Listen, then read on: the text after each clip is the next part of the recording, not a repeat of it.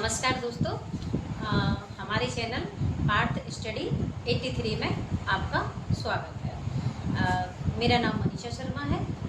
मैं आपके सामने एक नया वीडियो लेके आई हूँ जिसमें हम बात करेंगे राजस्थान सेट परीक्षा की, जो कि एक पात्रता परीक्षा है असिस्टेंट प्रोफेसर और कॉलेज में प्रोफेसरों की वैकेंसी के लिए।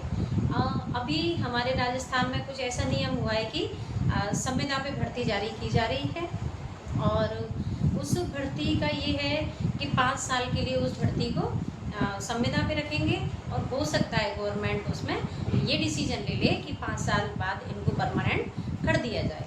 तो उसके फॉर्म तो पहले ही फिल हो चुके हैं। अब बात आती है सेट एग्ज़ाम की, जो राजस्थान में पात्रता परीक्षा है कॉलेज प्रोफेसर के रिगार्ड में। तो इसकी जो अंतिम तिथि है वो है 15 जुलाई और इसकी परीक्षा तिथि पहले 6 सितंबर रखी गई थी और वर्तमान इसको फिर कॉलेज कोटा यूनिवर्सिटी ने बदलाव करके सीईटी परीक्षा का वो आ रहा था इसमें एग्ज़ाम डेट, इसलिए इसके व्यवधान को दूर करने के लिए इसको 13 सितंबर कर दिया गया है।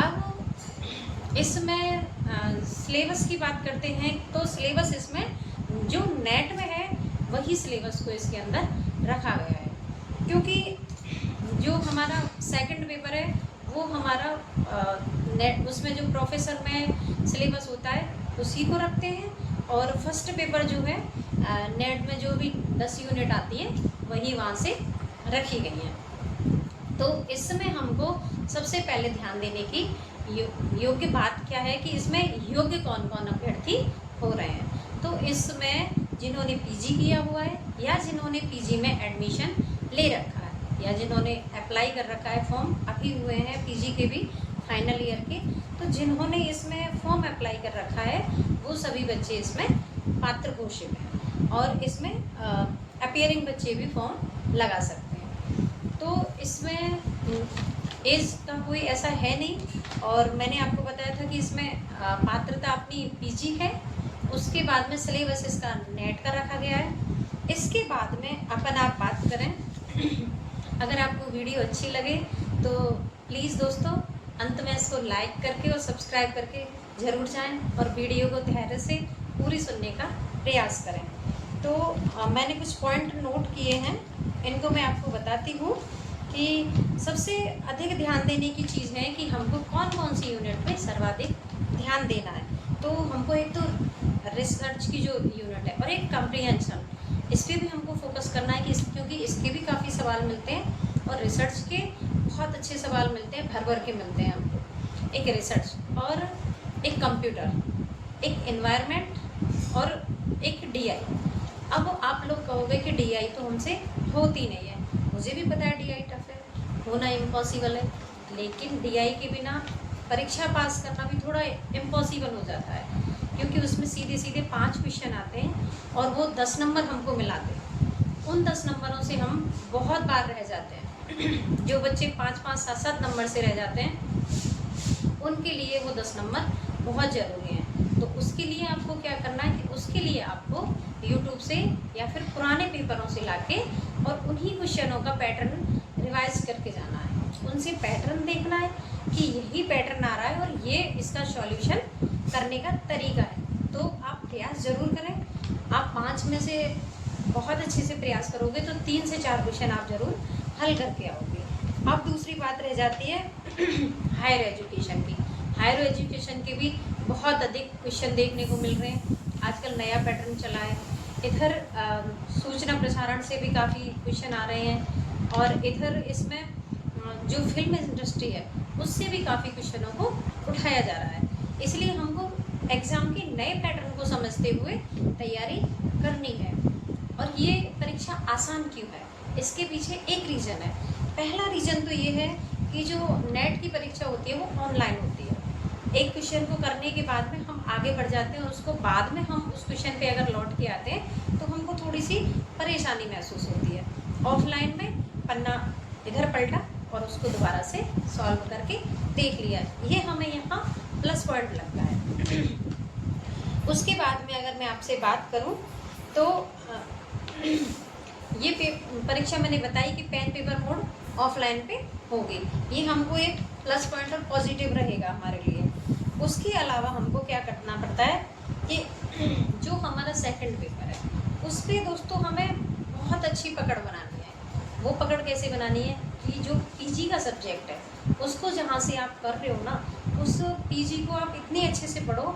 पीजी और बीए के कुछ फाइनल ईयर के पार्ट्स, उनको टॉपिक्स को वहाँ से उठाओ, बोल्ड क्वेश्चन करो। एक बाईटी पब्लिकेशन की पुस्तक आती है, बहुत अच्छी पुस्तक आती है, उसमें व्याख्या भी दी गई होती है। एक क्वेश्चन को करने जाओगे, चारों ऑप्शन उसके बाद में होते जाते हैं सॉल्व। इसके लिए हमें बाईटी की बाईटी जो क्वेश्चन पेपर की बुक है वो ज़रूर लेनी चाहिए, उसके साथ हमें ज़रूर जाना चाहिए। फिर अपनी आगे की बात है कि हमको इसको कैसे सॉल्व करने का प्रयास करना चाहिए। हमको सब्जेक्ट में अगर आप ओल्ड क्वेश्चन करने बैठ रहे हो, पेन और कॉपी लेके बैठें। क्यों? क्योंकि जब हम क्वेश्चनों को पढ़ते हैं तो हमको ये लगता है ये इस टॉपिक से आया, ये इस टॉपिक से आया, तो हम बाद में उनको भूल जाते हैं। इसलिए जो टॉपिक हमको जितनी बार रिवाइज हो उस टॉपिक को मेंशन करते जाना है।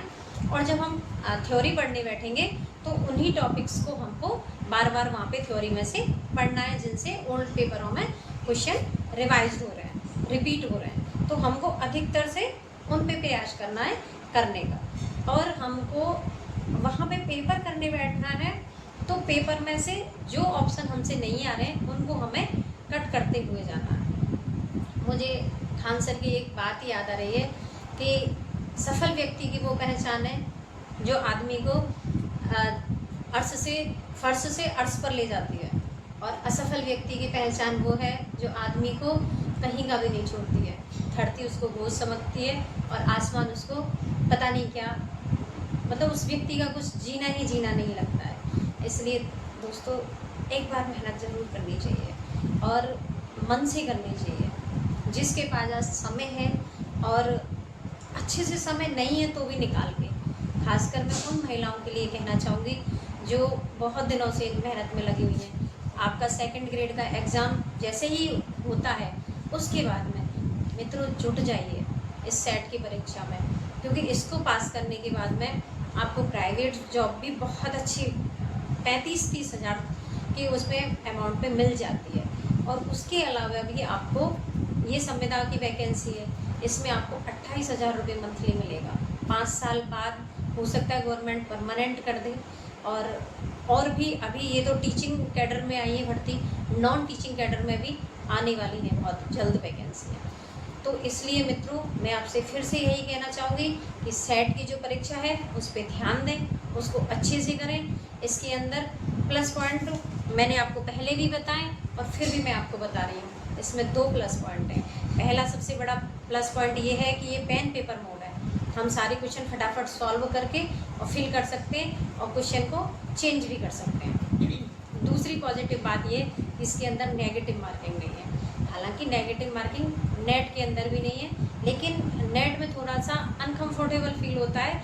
जैसे हिंदी माध्यम के जो बच्चे होते हैं उनको नेट की परीक्षा देने में थोड़ा सा टफ महसूस होता है। इसलिए मित्रों मैं यही कहना चाहूँगी कि सेट परीक्षा को अच्छे से करें। ऐसे मौके बार बार नहीं आते हैं, इन मौक़ों को छोड़े नहीं, इसको अवश्य भुनाएं। नमस्कार दोस्तों, मिलते हैं नेक्स्ट वीडियो में। धन्यवाद। अगर वीडियो आपको पसंद आई हो लाइक शेयर सब्सक्राइब करें और कमेंट्स में ज़रूर लिखें कि आगे हम कौन से टॉपिक पर वीडियो बनाएं। धन्यवाद।